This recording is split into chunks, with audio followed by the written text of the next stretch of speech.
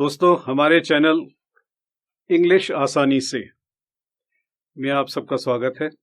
जैसा कि हमारे चैनल के नाम से ही जाहिर है, यहाँ पर हम लोग बहुत आसानी के साथ इंग्लिश सीखने के लिए इकट्ठा हुए हैं।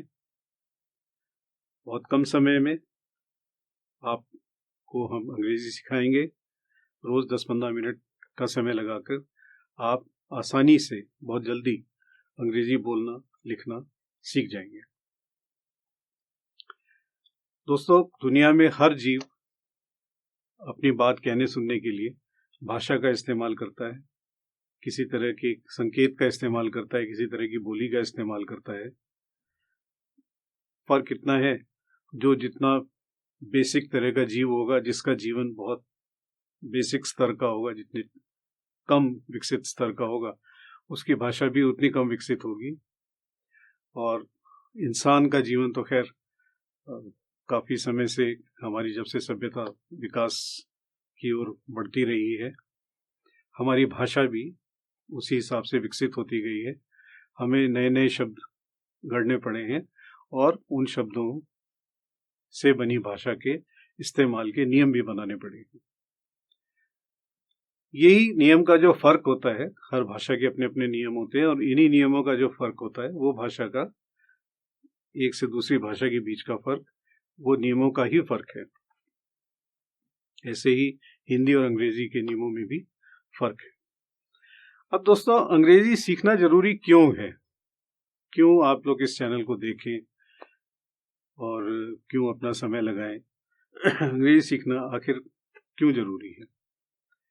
आप अपने चारों तरफ देखें, अंग्रेजी इस समय दुनिया में सबसे ज्यादा इस्तेमाल की जाने वाली भाषा है, इसीलिए अंग्रेजी सीखना बहुत जरूरी है। तो यहाँ हम आपको आसानी से, कम समय में और बहुत कम कठिनाई के साथ अंग्रेजी सिखाएंगे।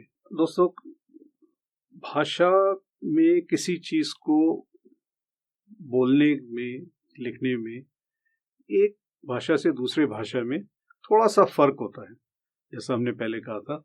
और इस फर्क को अगर आप समझ लें तो जानिए कि आपने वो दूसरी भाषा पर काफी कुछ अपनी पकड़ बना ली है। अंग्रेजी और हिंदी में भी ऐसे ही बहुत छोटे छोटे फर्क हैं, बहुत छोटे छोटे फर्क है, बहुत आसान फर्क है। अक्सर हिंदी बोलने वाले, हिंदी भाषी क्षेत्रों के लोग कंफ्यूज हो जाते हैं कि भाई हिंदी में ऐसा कहा गया, अंग्रेजी में तो ऐसा कहा गया, तो बड़ा मुश्किल है जी, ये कैसे होगा? ये कोई मुश्किल नहीं है। आपको हम यहाँ पर जिस तरीके से सिखाएंगे, आप बिल्कुल आसानी से इस फर्क को समझ जाएंगे। और एक बार आप इस फर्क को समझ गए तो आपको हिंदी के वाक्यों को अंग्रेजी में बदलना बहुत आसानी से आ जाएगा। तो यहाँ हम कुछ साधारण वाक्य लेके इसको सीखने की कोशिश करते हैं। दोस्तों, किसी वाक्य को समझाने से पहले मैं आपको कुछ और बातें कहना चाहूंगा कि शब्द जो इकाई है, यूनिट है, वो कुछ अक्षरों और ध्वनियों से मिलकर बना है। ये यूनिट, लेकिन ये इकाई जो है, जिसे हम शब्द कहते हैं, अक्षर और ध्वनियों का मेल, ये सार्थक होना चाहिए, ये अर्थपूर्ण होना चाहिए, ये किसी न किसी चीज का बोध कराना चाहिए, किसी काम का, नाम का, किसी भी चीज का इससे बोध होना चाहिए। जैसे हम मेज कहते हैं, अगर हम जमे कहने लगेंगे तो उसका कोई अर्थ नहीं निकलेगा, या वो उल्टा हो जाएगा कि क्या जम गया। तो मेज को हमें मेज ही कहना होगा, पंखे को पंखा कहेंगे, रोशनी को रोशनी कहेंगे। तो वो अक्षर और ध्वनियां जो मिलके किसी चीज का बोध कराते हैं, उनको हम शब्द कहते हैं। लेकिन अकेले एक शब्द के साथ हम संचार नहीं कर सकते, कम्युनिकेशन नहीं कर सकते, हम अपनी बात को अच्छी तरीके से नहीं समझा पाएंगे। तो यहां हम वाक्यों का प्रयोग करते हैं, जो शब्दों की श्रृंखला है, शब्दों की एक श्रृंखला है वाक्य, जहां हर शब्द किसी नियम में बंध के अपनी जगह सही सही लगा हुआ है, और यही नियमों का फर्क भाषा का फर्क बनाता है। तो यहां हम देखेंगे कि हिंदी और अंग्रेजी में लिखने और बोलने में बेसिक फर्क क्या है। तो इस बात को समझने के लिए हमने उदाहरण के तौर पे कुछ सामान्य वाक्य लिए हैं। एक बात और कि जब भी हम कोई वाक्य बोलते हैं, कहते हैं, सुनते हैं, तो आप पाएंगे कि उनमें कोई ना कोई काम होने का जिक्र होता है। माता जी खाना बनाती हैं, पिताजी व्यापार करते हैं, चाचा जी बाजार से सामान लाते हैं, बहन पढ़ती है, भैया शोर करता है। तो कुछ ना कुछ काम हो रहा है उसमें। इसी काम को हम हिंदी में क्रिया कहते हैं, अंग्रेजी में वर्ब कहते हैं। जो उस काम को करता है, काम होगा तो उसे कोई करने वाला भी होगा, अपने आप तो काम हो नहीं जाएगा। तो जो उस काम को करता है उसे हम कर्ता या सब्जेक्ट कहते हैं, और जिसके प्रति वो काम हो रहा होता है उसको हम कर्म या ऑब्जेक्ट कहते हैं। तो हम एक साधारण सा वाक्य लेते हैं कि मोहित टोपियां रंगता है। यहां क्या काम हो रहा है? रंगने का काम हो रहा है। कौन इस काम को कर रहा है? मोहित इस काम को कर रहा है। और किसे रंगा जा रहा है? टोपियों को रंगा जा रहा है। तो यहां पर क्रिया या काम, क्रिया क्या हुई? रंगना। अंग्रेजी में हम क्रिया को वर्ब कहते हैं।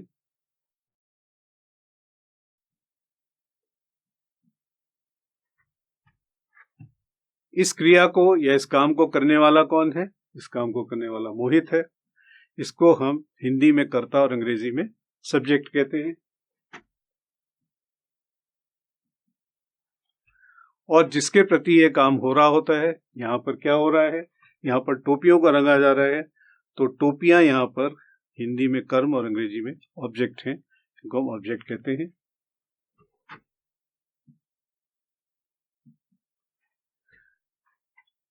तो इस वाक्य में शब्दों की श्रृंखला क्या बनी?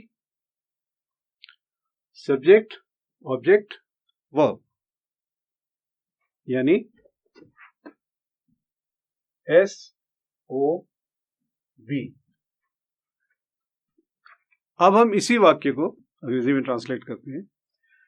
छोटा सा फर्क यहां पर आएगा, उसी को आपको समझना है। उसको आप समझ गए तो समझ लीजिए आपकी इस भाषा पर, अंग्रेजी भाषा पर बहुत अच्छी पकड़ बन जाएगी। मोहित सब्जेक्ट वहीं रहेगा। फर्क क्या आ गया कि सब्जेक्ट के बाद वर्ब आ गई है और ऑब्जेक्ट अंत में चला गया है। हिंदी में सब्जेक्ट के बाद ऑब्जेक्ट आया था और वर्ब आखिर में चली गई थी। अंग्रेजी में सब्जेक्ट के बाद वर्ब आ गई है और ऑब्जेक्ट आखिर में चला गया है। बस इतना सा फर्क है।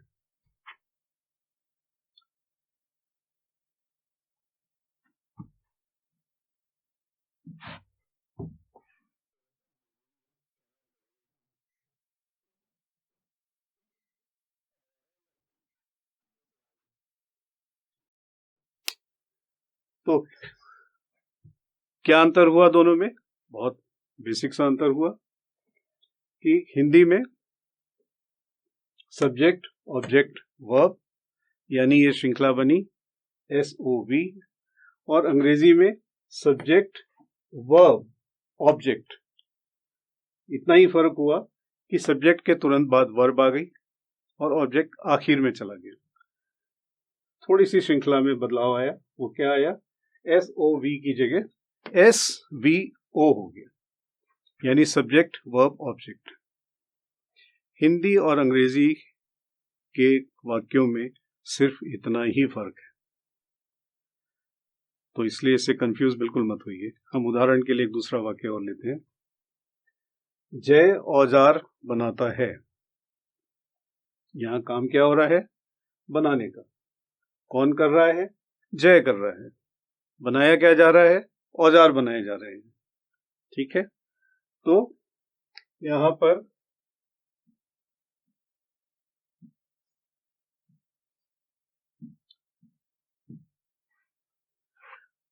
जय सब्जेक्ट, उसके तुरंत बाद औजार ऑब्जेक्ट, और अंत में क्रिया या वर्ब बनाता है।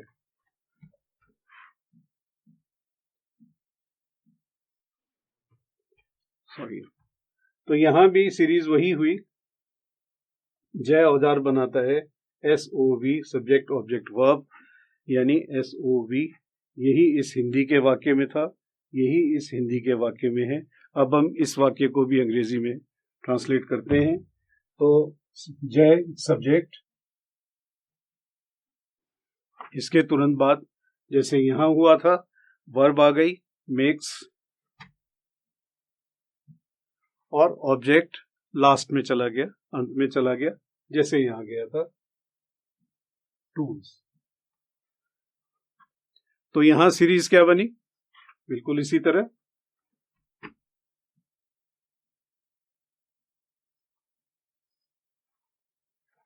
यहां सीरीज बनी SVO, यहां भी SVO बनी थी, यहां भी SVO बनी थी। बस इतना सा मामूली सा फर्क है। इस फर्क को अगर आप समझ लें तो आपको, और समझ जाएंगे, बहुत आसानी से समझ जाएंगे, ऐसी कोई मुश्किल चीज नहीं है। 2-3 बार इसको देखिए, इस वीडियो को 2-3 बार देखिएगा, और इन शब्दों को, इन वाक्यों को 2-3 बार देखिएगा, तो आपको आसानी से समझ में आ जाएगा। हम इसको और कुछ वाक्यों के साथ अपने अगले लेसन्स में और ज्यादा इसको प्रयोग करेंगे। हम कुछ निर्जीव चीजों का भी प्रयोग करेंगे, कुछ परिस्थितियों का भी प्रयोग करेंगे, ताकि आप इस फर्क को अच्छी तरह समझ जाएं। तो साथियों, अगर आपको हमारा ये लेसन, हमारा ये चैनल इंग्लिश आसानी से पसंद आया हो तो इसको लाइक करें, बेल आइकन को दबाएं और इसको सब्सक्राइब करें, और अपने मित्रों, परिजनों और परिचितों के साथ इसको शेयर करें। हमारे अगले लेसन में, जिसमें हम इंग्लिश को और बेहतर और आसानी से और अलग अलग तरीकों के वाक्यों को समझने के लिए, सीखने के लिए दोबारा मिलेंगे। तब तक के लिए विदा।